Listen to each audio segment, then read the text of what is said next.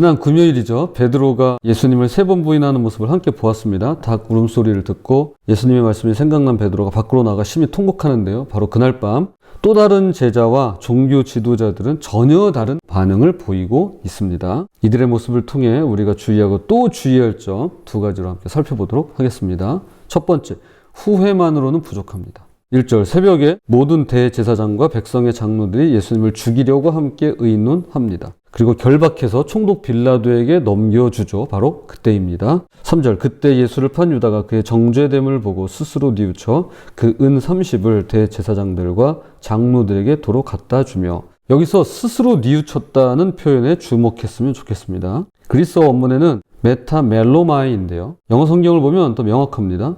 흠정역이라고 하죠. 킹 제임스 버전을 보면 repented himself라고 해서 himself라는 단어가 붙습니다. 스스로 자신에게 후회했다는 뜻이 돼요.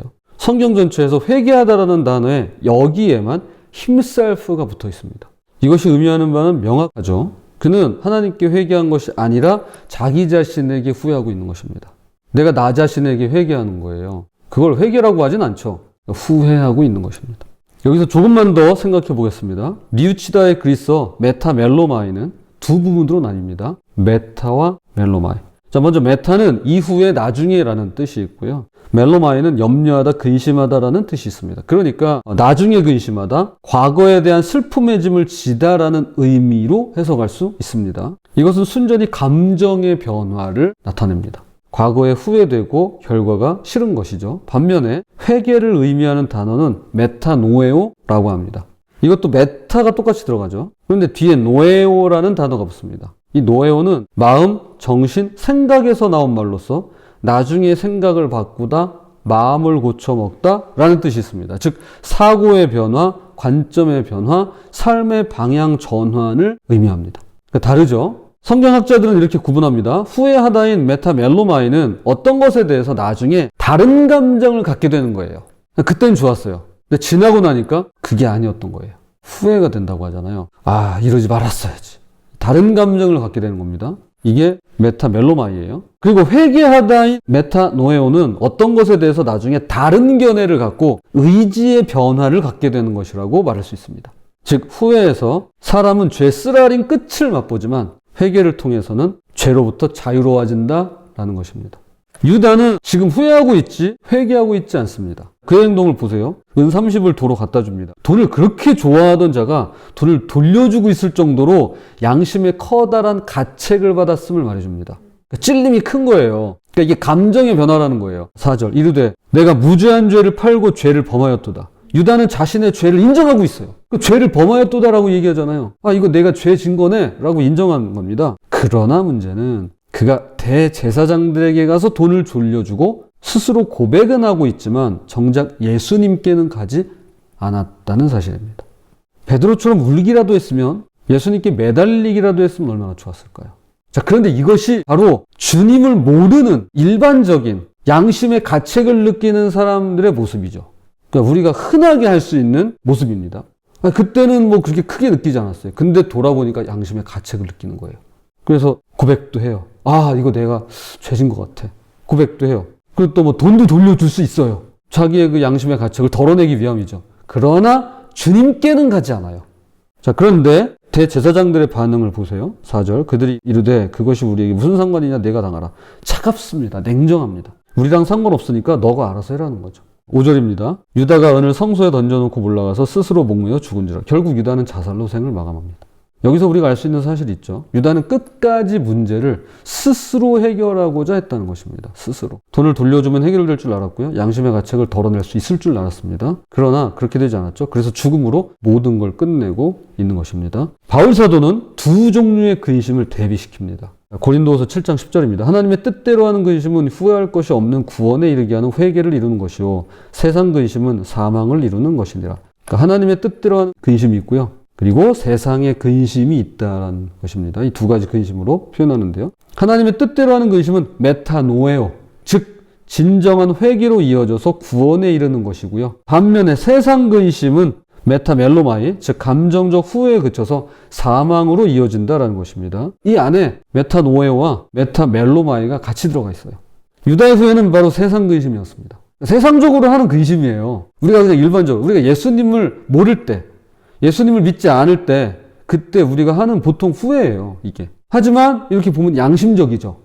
결과를 받아들이지 못하고 자기 자신이 부끄러워 후회하고 있습니다. 내가 잘못했구나. 내가 죄졌네. 후회해요. 그러나 진정한 회개란 마침내 예수님께로 돌아오는 것까지입니다. 거기까지 가야 돼요. 우리의 생명이 다하는 그날까지 늦은 때란 없습니다. 예수님 옆에 달렸던 강도도 마지막 순간에 나를 기억하소서라고 했을 때 오늘 너가 나와 함께 낙원에 있으리라는 약속을 받았죠. 역사에 만약이란 없지만 유다가 예수님의 죽음과 부활 이후까지만이라도 조금만 더 기다렸더라면 어쩌면 회복의 기회가 있었을지도 모르겠습니다. 그러나 유다는 그러지 않았고 스스로 문제를 해결하려다가 그만 스스로 목숨을 끊어버리고 말았습니다. 후회만으로는 부족합니다. 유다를 반면교사 삼아서 다른 감정이 아닌 다른 견해, 의지의 변화를 통해 예수님께로 진정한 회개로 나아가는 우리가 되었으면 좋겠습니다. 그러니까 아무리 뉘우치고 후회하고 반성하고 다 좋아요. 그런데 예수님께로 돌아가는 것까지가 회개예요. 그게 회개예요. 그게 없으면 우린 그냥 바울이 말하는 세상 근심입니다. 주님께로 돌아가는 것까지 이것이 회개인데 그런 우리가 되었으면 좋겠습니다. 두 번째, 전혀 뉘우치지 않는 마음입니다. 그런데 또 다른 문제가 있습니다. 바로 대제사장들과 장로들입니다. 이들은 일말의 뉘우침도 후회도 양심의 가책도 보이지를 않습니다. 가룟 유다는 그래도 양심이 있다는 거예요. 근데 여기 이분들은 그것도 없어요. 성경에서 그런 표현 나오죠. 양심의 화인 맞은 자. 그러니까 우리식으로 말하면 양심의 털난 자, 이런 거죠. 6절입니다. 대제사장들이 그 은을 거두며 이르되 이것은 피값이라 성전고에 넣어둠이 옳지 않다 하고, 이게 얼마나 위선적인 이야기냐면 은 30을 유다에게 줬어요. 예수님을 배신하게 만든 값입니다. 그 값을 지불한 게 이들이에요. 종교 지도자들. 생각해 보세요. 종교 지도자들이 자기 돈으로 줬을까요? 그래 내가 낼게 내가 그랬을까요? 그럴 리가 없죠. 이거 분명히 성전세 받은 거에서 나갔을 겁니다. 무죄한 사람을 죽이려고 돈을 썼습니다. 공금이죠. 그런데 이제 와서 그 돈 다시 돌려줬잖아요. 그런데 피값이라고 성전고에 넣어둘 수 없다는 거예요. 거기서 나왔는데 거기다 다시 넣어둘 수 없다는 거예요. 왜? 이거 피값이니까. 예수님을 죽이는 데는 거리낌 없이 돈을 써놓고는 그 돈을 다시금 성전 헌금함에 넣는 건 율법 위반이라면서 거부하는 겁니다. 형식적으로만 지키고 자신들 양심은 속이고 있는 거죠. 결국 이 돈으로 묘지를 사는데요. 왜냐하면 이거는 자기 돈으로 갔으면 자기가 그냥 그래 그거 내 거였어. 내가 가져가면 되는데 그게 아니니까 붕 떠버리는 돈인 거예요. 그럼 어떻게 해요? 뭐라도 해야죠.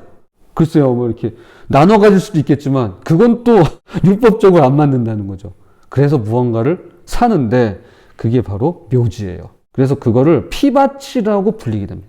그리고 어제 말씀드린 바와 같이 은 30세겔은 종의 값으로 하나님의 아들 메시아가 종 중에 한 명 값으로 팔려나가는 것이죠. 그런데 여기서 더 큰 문제를 발견하게 되는데요. 이 모든 일이 벌어지는데도 대제사장들과 장로들은 전혀 뉘우치고 있지 않다라는 것입니다. 그들은 새벽에 모여 예수를 죽이려고 의논했습니다. 산헤드린 공회는 사형 권한이 없었기 때문에 빌라도에게 넘기려고 밤새 불법 재판을 진행하고 새벽에 결정을 서두른 것이었습니다. 속전속결. 안식일 전에 빨리 사형시키려고. 밤에 잡아가지고 밤에 이제 신문하고 구타하고 침 뱉고 가진 모욕을 다 하고는, 그리고 이제 새벽에 끌고 가서는 빌라도에게 자 죽여주세요. 좀 사형 좀 내려주세요. 이제 이러고 있는 거죠. 예수님의 불법성을 고발하려는 자들이야말로 오히려 가장 간교하고 악랄한 불법의 무리였음을 말해주고 있습니다. 밤중에 불법 재판하고요, 거짓 증인 세우고요, 졸속으로 사형을 확정시킵니다. 이오신 예수님께서 모든 불법과 불의, 마땅히 형벌받을 백성의 허물 때문에 십자가를 지셔야만 했던 것이었습니다. 그러므로 전혀 뉘우치지 않는 마음이야말로 예수님께 가장 불의를 행하는 불법이라 할 수 있겠습니다. 유다뿐 아니라 이들 역시 반면교사로 삼아 뉘우치고 회개하는 일을 피하지 않는 우리가 되었으면 좋겠습니다. 자, 이제 말씀을 결론을 맺겠습니다. 지금까지 두 종류의 사람을 봤습니다. 첫째는 유다예요. 후회하고 뉘우치고 돈을 돌려주며 상황을 되돌리려 했지만 예수님께는 돌아가지 않았더랬죠. 자기 자신에게 스스로 후회했을 뿐 하나님께로는 돌아가지 않았습니다. 결국 스스로 문제를 해결하려다가 스스로 목숨을 끊고 맙니다. 둘째는 대제사장들과 장로들인데요. 일말의 후회도, 뉘우침도, 회개도 전혀 없습니다.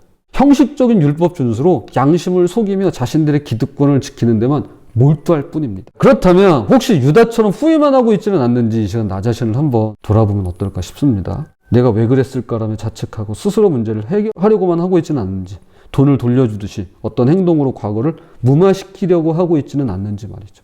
또한 대제사장들처럼 전혀 뉘우치지도 회개하지도 않으며 형식적인 신앙생활로 양심을 속이고 있지는 않는지, 예배는 드리지만 삶은 변하지 않고, 성경은 읽지만 순종하지 않고, 기도는 하지만 하나님께 나아가지 않는 모습은 혹시 없는지 한번 찬찬히 나 자신을 들여다보면 좋겠습니다. 주님은 어떤 죄도 용서하십니다. 아무리 부끄럽고 죽을 것처럼 창피해도 주님 용서하십니다. 사람들은 용서하지 않아도 예수님 용서하십니다. 언제나 예수님의 사람들을 용서하시며 죄사함과 용서를 통해 예수님의 사람이 되는 것입니다. 그러나 결코 용서받지 못하는 사람들이 있습니다. 뉘우치지도 회개하지도 않는 자들입니다.